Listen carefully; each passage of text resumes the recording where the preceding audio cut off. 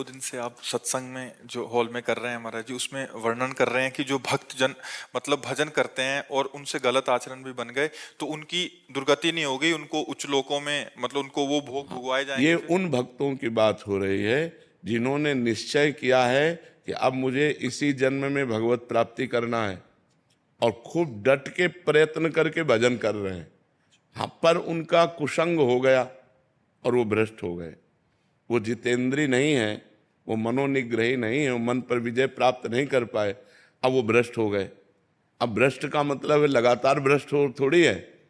अब वो भ्रष्ट हो गए, प्रयासरत थे भजन में, उनका लक्ष्य था भगवत प्राप्ति और शरीर पूरा हो गया, भगवान के दर्शन नहीं हो पाए, भगवत प्राप्ति नहीं हुई, तत्वबोध नहीं हुआ, तो उस भ्रष्ट का क्या गति होगी। भगवान श्री कृष्ण से अर्जुन जी ने पूछा कि उस भ्रष्ट की क्या गति होगी, तो भगवान ने बताया कि ऐसे जो भ्रष्ट होते हैं वो नरक तो जा नहीं सकते, क्योंकि भगवान का नाम जप करते थे, भगवान के मार्ग में थे, भगवान के आश्रित थे, वो नर्क नहीं जा सकते। अच्छा, उनका पतन नहीं हो सकता, क्योंकि जैसे आपने 500 नाम जप किया तो आपके 500 नाम तो स्टॉक में जमा है। अब आप भ्रष्ट हो गए, गलत आचरण किए, तो उसका आपको दंड मिलेगा, लेकिन वो दंड खत्म होते ही आप 500 भजन से ऊपर चलेंगे, 499 नहीं, पूरे 500 भजन से ऊपर आपकी गति होगी। तो अब जैसे उनका शरीर छूटा तो उनको पुण्यवान के लोकों में ले जाया जाता है, स्वर्ग आदि लोकों में। स्वर्ग आदि लोकों में जैसे वो स्त्री से भ्रष्ट हुए या जिससे भ्रष्ट हुए, वो सारे भोग उनको दिए जाते हैं। ये उनका पुण्य क्षय नहीं होगा। जैसे यज्ञ करके कोई स्वर्ग जाए, दान पुण्य करके स्वर्ग जाए, तीर्थ यातन करके स्वर्ग जाए, तो उनका पुण्य क्षय होगा और वो पुण्य क्षय होने के बाद मृत्यु लोक में फिर पुनः अशुभ गति को भी प्राप्त हो सकते हैं। लेकिन वो भजन करने वाले का भजन तो स्टॉक में जमा है और उसका जैसे वीआईपी स्वागत हो, ऐसे स्वर्ग आदि लोकों में जिन भोगों के कारण भ्रष्ट हुआ है उन भोगों की बाहुल्यता उसको होगी, और जब उसकी उन भोगों में अरुचि हो जाएगी तब उसका जन्म होगा। श्रीमान, कुलवान, धनवान, राज वैभव संपन्न, भोग संपन्न, और वहां जन्म लेकर के उसको ऐसा वातावरण मिलेगा भक्ति का, वैराग्य का, कि पूर्व का जो साधन है वो उन्हें उन भोगों में लगने नहीं देगा। उन भोगों के बीच में रहते हुए भी उसको वैराग्य होगा। अब उसका वैराग्य इतने जोर का होगा कि जब कभी आकर्षण किसी भोग का हुआ तो वो सोचेगा कि मैं तो अपना इतना वैभव छोड़कर आ रहा हूँ, इतना भोग छोड़कर आ रहा हूँ, अब मैं भोग नहीं भोगूंगा। और वो डट करके जहाँ से उसका भजन रुका था वहाँ से भजन उसका चालू होगा और वो प्रयास करके इसी जन्म में भगवत प्राप्ति कर लेगा। अगर कहीं फिर चूक हो जाती है तो फिर उसको वही गति प्राप्त होगी, वो स्वर्ग आदि लोगों को भोग करके, वो मतलब पतन नहीं हो सकता। पर जी फिर तो थोड़ा भी भजन करने वाले का पतन नहीं होता, नहीं वो नहीं, मतलब एक ट्रैक उसका चेंज होता है। हाँ, इसीलिए तो हम सबको प्रार्थना करते हैं, नाम जप करो, नाम जप करो, कैसे भी करो, भाव से करो, कुभाव से करो, जैसे भी करो। मानो आप बुरी आदत नहीं छोड़ पा रहे तो भली आदत पकड़ लो ना, तो कम से कम तुम्हारे पास बुराई के साथ साथ बहुत बड़ा भजन भी तो है जो तुम्हारी हर जगह रक्षा कर लेगा, तुम्हारी बुराइयों का नाश करके ये तुम्हें उन्नति प्रदान करेगा। हम गलत बात नहीं छोड़ पा रहे, हम असमर्थ हैं, तो सही बात भी तो पकड़ लो, राधा राधा बीच में डाल लो, तो आपकी जो जो अशुभ गति होने वाली वो नहीं होगी, आपकी अशुभ गति नहीं होगी, आपका जो असत भाव है वो नष्ट हो जाएगा और ये सद्भाव एक दिन आपको भगवत प्राप्ति करा देगा। इसीलिए पूज्य राधा बाबा ने कहा, एक बार जी भी जो राधा कृष्ण बोला उसने मोक्ष के लिए कमर कस लिया। एक बार भी राधा कृष्ण बोला तो उसने मानो मोक्ष के लिए कमर कस लिया।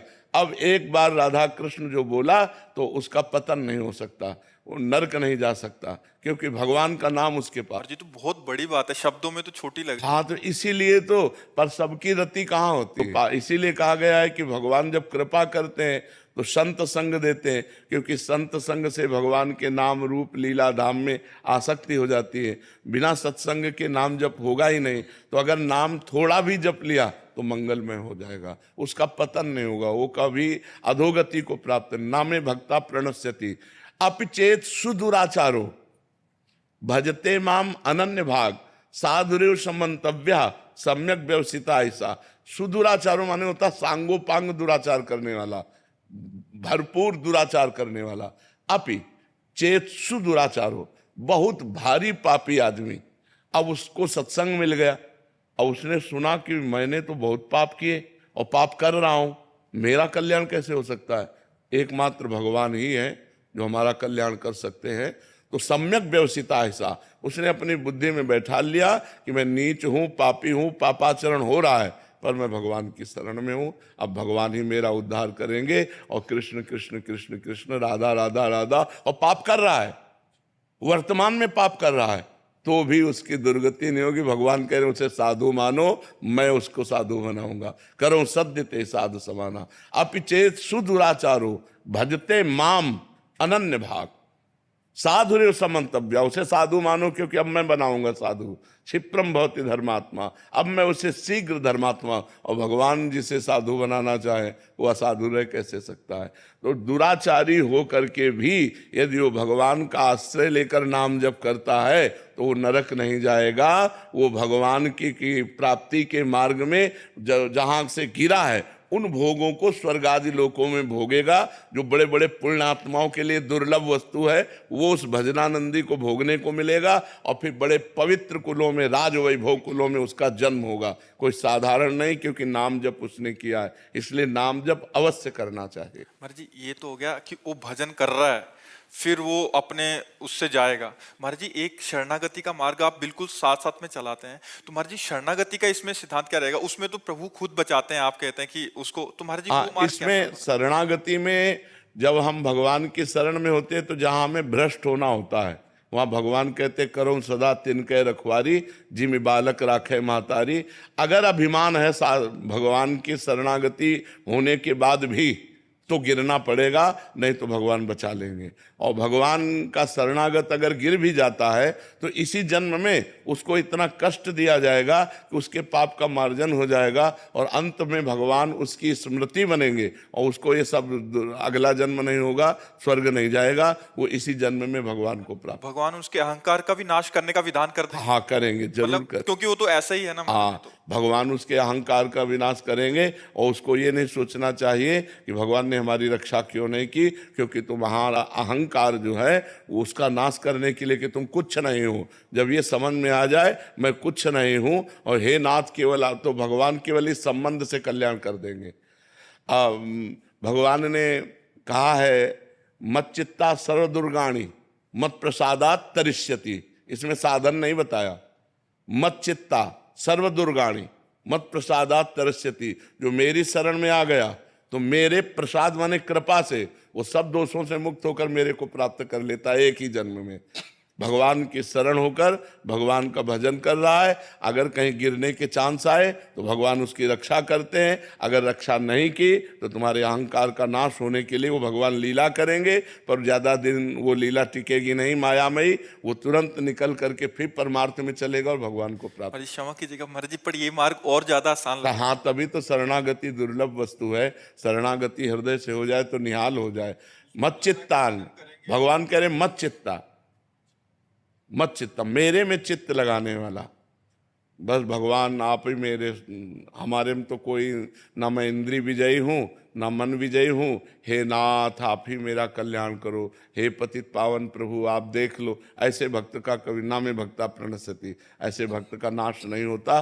भगवान कहते मत चित्ता सर्व दुर्गाणि मत प्रसादात तरिष्यति, मेरे में चित्त लगाने के कारण सारे दोषों का मैं नाश कर देता हूं, और मत प्रसादात तरिष्यति, मेरी कृपा से वो मुक्ति को प्राप्त हो जाता है, मेरी कृपा से वो एक जन्म में ही भगवत प्राप्त। भगवान सब कुछ कर सकते, करतुम अकर्तुम अन्यथा करतुम, एक है साधन पक्ष और एक है कृपा पक्ष। तो जो भगवान की शरण में कृपा पक्ष से है वो साधन करते हुए भी अगर कहीं लड़खड़ा जाता है तो उसके दोषों को प्रभु मानते ही नहीं। जन अवगुण प्रभु मान न काऊ, दीन बंधु अति मृदुल स्वभाव, उसके दोषों को मानते नहीं, दोष है उसका कल्याण कर देते। मत प्रसादात तरिष्यति, मेरी कृपा से वो पार हो। महाराज जी एक और समाधान चाहिए। महाराज जी साधन पक्ष भी देते हैं प्रभु और कृपा पक्ष भी देते हैं। महाराज जी कृपा पक्ष किनको देते हैं महाराज जी? जो सत्संग में, साधु महात्माओं के सत्संग में अपने को अनाधिकारी समझ पाए, कि मैं तो नहीं मन को जीत पाऊंगा, इंद्रियों को भी नहीं जीत पाऊंगा, पर भगवान को तो प्राप्त ही करना है। तो हे भगवान, मैं आपके शरण में हूँ, मैं जैसा भी हूँ, हे पतित पावन, हे भक्त जन रंजन, जैसा भी हूँ नाथ मैं आपका हूँ। अब आप देख लो, आपको जो कराना है हमसे करा लो, भजन कराना है भजन करा लो, जितेंद्रियता जैसे आप चाहो वैसे चला लो प्रभु, मेरे बस में नहीं, मैं तो सिर्फ आपकी, हे नाथ मैं आपकी शरण में हूँ। अंदर से जो बार बार भगवान की वो शरणागति, और जिसका अच्छा ऐसे से ऐसा, ऐसे से ऐसा, वो हर साधन को पकड़ता हुआ चल रहा है, वो भी भगवान का कृपा पात्र है, क्योंकि साधन पकड़ रहा है पर उसमें कुछ अहम है, उसमें अपनी बुद्धि का भरोसा है, और उसमें बुद्धि का, जैसे शरणागति के दो प्रकार बताए, एक बिल्ली के बच्चा की शरणागति और एक बंदरिया के बच्चा की शरणागति। बंदरिया के बच्चा की शरणागति विवेकवान, साधन संपन्न, उसको इशारा भगवान देंगे कि भ्रष्ट होने का अवसर आ रहा है। जैसे बंदरिया अपने बच्चे को इशारा देती जब छलांग लगाना होता है, ऐसे करेगी तो कस के पकड़ ले, अब वो छलांग मारी, अगर कस के ना पकड़े गिरे तो गिर जाए। वो इशारा देगी कि मैं छलांग मार रही हूं, जरा सा ऐसे बच्चे को संभालेगी, बच्चा समझ जाता है कि अभी छलांग लगाने वाली है और कस के पकड़ लेता है। ऐसे ही भगवान इशारा देंगे कि माया का आक्रमण होने वाला है, तुम्हारे सामने प्रश्न आने वाला है, तुम सावधान विवेकवान हो, इसलिए अपने आप को पकड़ करके बचाओ, साधन को पकड़ लो कस के। और लेकिन जो बिलैया के बच्चा की शरणागति है वो ऐसे तुम्हें ले जाना है जहां ले जाओ, हमें झटका वटका से कोई मतलब नहीं है, इशारा दे, वो मैं हूं, चुप बैठा है। अब वो बिलैया क्या करती है, अपने मुंह में दबा के ले जाती है। जिन दांतों से चूहों को मारती है उन्हीं दांत, वही मुंह में दांत है, लेकिन इतनी सेफ्टी से उस बच्चे को पकड़ती है, जहां उसको ले जाना होता है स्वयं ले जाती है। ऐसे ये अजात पक्षायु मातरम खगा, ये बहुत सुंदर मार्ग है। जैसे जिस पक्षी के बच्चे के अभी पंख नहीं निकले, घोंसले में बैठे केवल माँ की बाट जो होता रहता है, ऐसे जो केवल भगवान की कृपा की बाट जो होते हुए भगवान का सुमिरन करता रहता है, ऐसे भक्त का निश्चित इसी जन्म में कल्याण हो जाता है।